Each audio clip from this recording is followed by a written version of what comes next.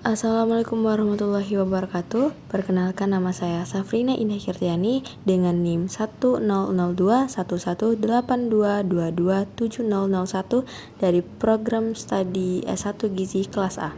Pada video kali ini saya akan memaparkan materi yang berjudul Implementasi Pancasila dalam bidang ekonomi dan kesejahteraan bangsa yang berkaitan dengan ilmu gizi.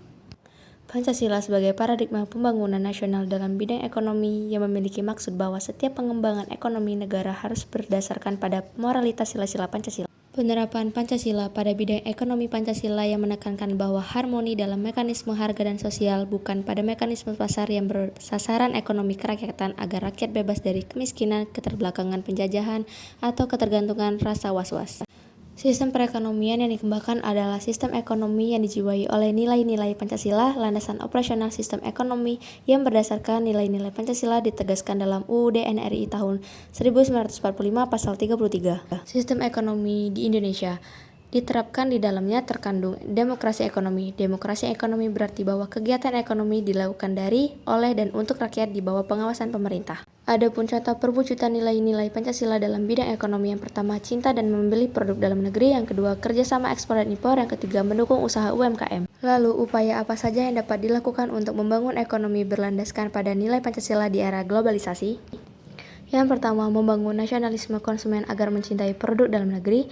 Yang kedua, mendorong dan memfasilitasi agar SDM yang dimiliki dapat menguasai teknologi dan mampu bersaing.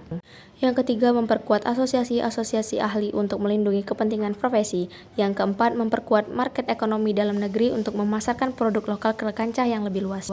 Yang kelima, melakukan pembaruan hukum yang dapat memproteksi tanpa melanggar kesepakatan global yang sudah ditandatangani Indonesia. Berikutnya, hubungan implementasi Pancasila dalam bidang ekonomi dan kesejahteraan bangsa yang berkaitan pada status ekonomi gizi masyarakat.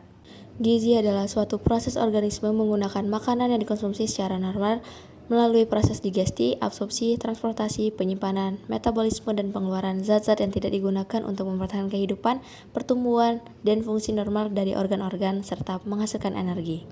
Status gizi adalah ekspresi dari keadaan keseimbangan dalam bentuk variabel tertentu, atau dapat dikatakan bahwa status gizi merupakan indikator baik buruknya penyediaan makanan sehari-hari. Beberapa faktor yang mempengaruhi status gizi seseorang yaitu faktor lingkungan, faktor ekonomi, faktor sosial budaya, faktor biologis atau keturunan, dan faktor religi. Definisi status gizi. Status gizi adalah ekspresi dari keadaan keseimbangan dalam bentuk variabel tertentu, atau dapat dikatakan bahwa status gizi merupakan indikator baik buruknya penyediaan makanan sehari-hari. Status gizi yang baik diperlukan untuk mempertahankan derajat kebugaran dan kesehatan, membantu pertumbuhan bagi anak, serta menunjang pembinaan prestasi olahragawan. Status gizi ini menjadi penting karena merupakan salah satu faktor risiko untuk terjadinya kesakitan atau kematian.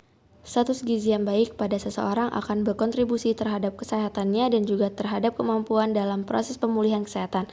Status gizi juga dibutuhkan untuk mengetahui ada atau tidaknya malnutrisi pada individu maupun masyarakat. Dengan demikian, status gizi dapat dibedakan menjadi gizi kurang, gizi baik, dan gizi lebih. Berikut faktor yang mempengaruhi status gizi. Yang pertama, faktor lingkungan adalah lingkungan yang buruk seperti air minum yang tidak bersih, tidak adanya saluran penampungan air limbah, tidak menggunakan kloset yang baik, juga kepadatan penduduk yang tinggi dapat menyebabkan penyebaran kuman patogen. Lingkungan yang mempunyai iklim tertentu berhubungan dengan jenis tumbuhan dan dapat hidup sehingga berhubungan dengan produksi tanaman. Yang kedua, faktor ekonomi. Banyak negara yang secara ekonomisnya kurang berkembang, sebagian besar penduduknya berukuran lebih pendek karena gizi yang tidak mencukupi, dan pada umumnya masyarakat yang berpenghasilan rendah mempunyai ukuran badan yang lebih kecil. Masalah gizi di negara-negara miskin yang berhubungan dengan pangan adalah mengenai kuantitas dan kualitas. Kuantitas menunjukkan penyediaan pangan yang tidak mencukupi kebutuhan energi bagi tubuh. Kualitas berhubungan dengan kebutuhan tubuh akan zat gizi khusus yang diperlukan untuk pertumbuhan, perbaikan jaringan, dan pemeliharaan tubuh dengan segala fungsinya. Yang ketiga, faktor sosial budaya merupakan indikator masalah gizi dari sudut pandang sosial budaya, antara lain stabilitas keluarga dengan ukuran frekuensi nikah, cerai, rujuk. Anak-anak yang dilahirkan di lingkungan keluarga yang tidak stabil akan sangat rentan terhadap penyakit gizi kurang. Juga indikator demografi yang meliputi susunan dan pola kegiatan penduduk seperti peningkatan jumlah penduduk, tingkat urbanisasi, jumlah anggota keluarga, serta jarak kelahiran.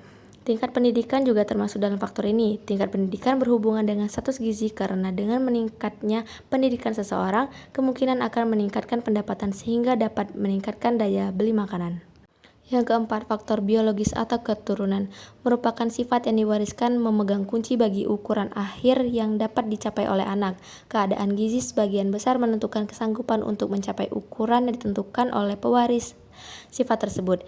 Di negara-negara berkembang memperlihatkan perbaikan gizi pada tahun-tahun terakhir mengakibatkan perubahan tinggi badan yang jelas. Yang kelima, faktor religi. Religi atau kepercayaan juga berperan dalam status gizi masyarakat. Contohnya seperti mengonsumsi makanan tertentu oleh kelompok umur tertentu yang sebenarnya makanan tersebut justru bergizi dan dibutuhkan oleh kelompok umur tersebut. Adapun akibat yang ditimbulkan karena gizi salah. Anak yang berasal dari keluarga dengan tingkat sosial ekonomi rendah telah diteliti memiliki persentase di bawah ukuran normal bagi tinggi badan dan berat badan anak sehat.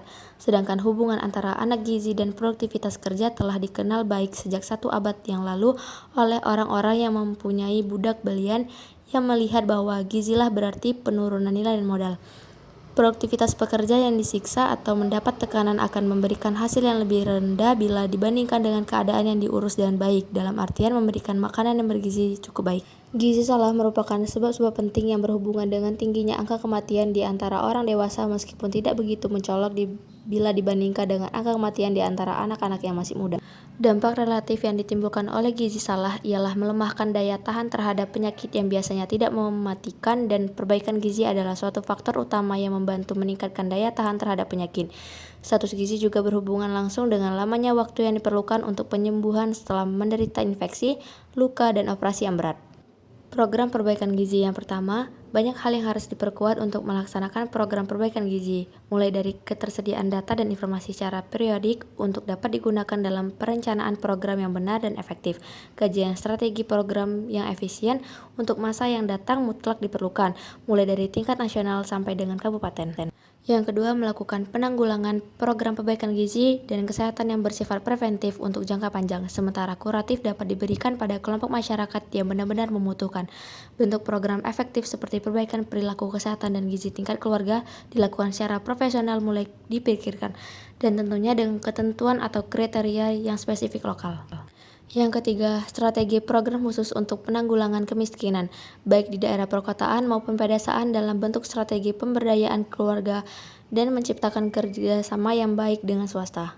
Baiklah, itu saja pemaparan materi mengenai hubungan implementasi Pancasila dalam bidang ekonomi dan kesejahteraan bangsa yang berkaitan pada status ekonomi gizi masyarakat. Sekian, terima kasih. Wassalamualaikum warahmatullahi wabarakatuh.